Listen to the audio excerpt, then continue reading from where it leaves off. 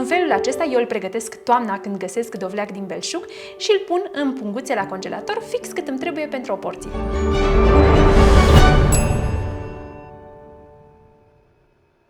Vă salut cu mare drag! Eu sunt Tavi, iar voi sunteți din nou musafiri în bucătăria mea. Acum ceva vreme am publicat o rețetă de strudel cu dovleac, aveți un link în descriere, dar îl găsiți și pe aici, pe undeva pe sus.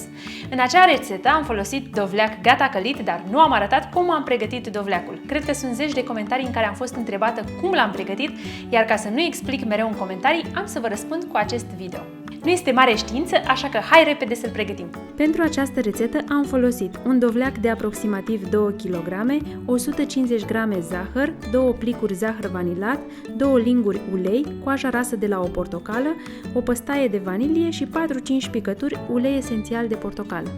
Pentru călit eu folosesc soiul acesta de dovleac, pe ăsta n-am voie să-l sacrific, are și nume, îl cheamă Dovli, sau soiul acesta. Restul sunt de ornament. Pe asta n-am voie, așa că îl ascundem. Aici Tami a fost artista și n-am voie să-l sacrific pe Dovli. Hai, vină cu ce să mi-l tai. Tai-mi pe jumate.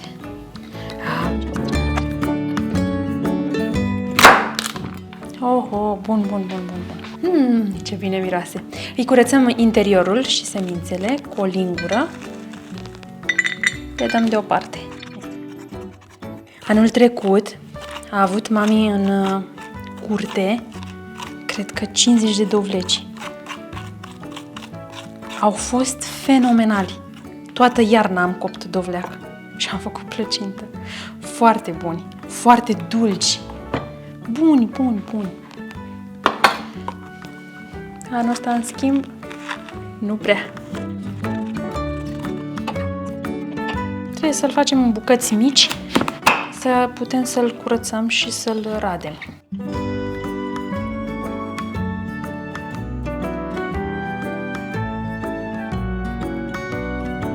Trebuie să aveți puțină grijă la curățat coaja, pentru că vă puteți tăia foarte ușor. Gata, am reușit și nu m-am tăiat. Ca să meargă treaba repede, radem dovleacul la robot, pe răzătoarea cu găurile mari. Dacă nu aveți robot, puteți face treaba aceasta foarte simplu la răzătoarea manuală.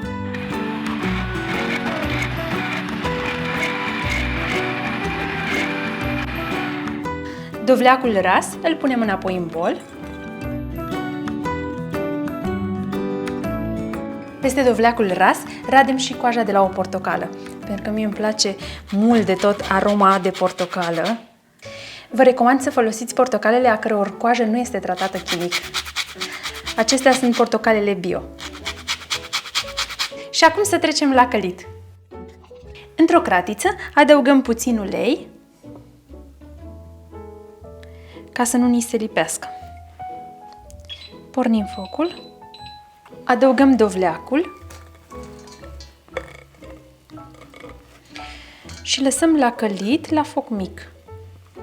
Avem grijă să amestecăm din când în când ca să nu ni se lipească. Nu adăugăm zahărul de la început, pentru că zahărul se topește și se lipește foarte ușor.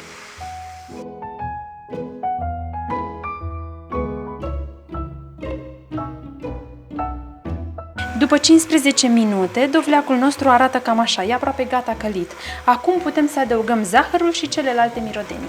Pentru că îmi place foarte mult și aroma de vanilie, eu folosesc un baton de vanilie. Îl crestez în două pe lungime.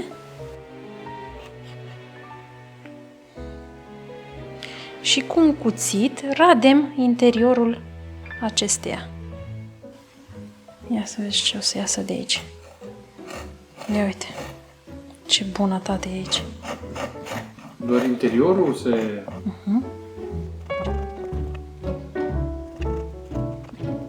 Adăugăm zahărul vanilat, zahărul tos și vanilia. Dacă nu aveți baton de vanilie, folosiți esență de vanilie. Și lăsăm pe foc până când se topește zahărul și scade toată zeama. Așa arată dovleacul nostru la final. Pentru un plus de gust și aromă, am să adaug și 4-5 picături de ulei esențial de portocală. Este un ulei foarte aromat. Dacă nu aveți acest ulei, puneți coajă de portocală mai multă. Dacă vă place, bineînțeles. Și pentru că dovleacul meu mai are puțină zeamă și n-am vrut să-l las pe foc chiar până a scăzut toată, pentru că se face piure, am să-l pun în sită la scurs. Să știți că n-are foarte multă zeamă, însă, ca să fiu eu mai sigură, îl scurg prin sită. Când dovleacul s-a răcit, este gata de folosit în plăcinte sau strudel. În felul acesta eu îl pregătesc toamna când găsesc dovleac din belșug și îl pun în punguțe la congelator fix cât îmi trebuie pentru o porție. Voi vă puteți adapta mirodenile și zahărul după gustul și preferințele voastre, pentru că nu toți dovlecii sunt la fel de dulci și aromați. Sper că v-a fost util și acest video și ați mai învățat încă ceva, așa că nu uita să dai un like și dacă te-ai uitat până aici și încă nu ești abonat, apasă butonul de abonare și clopoțelul pentru notificări.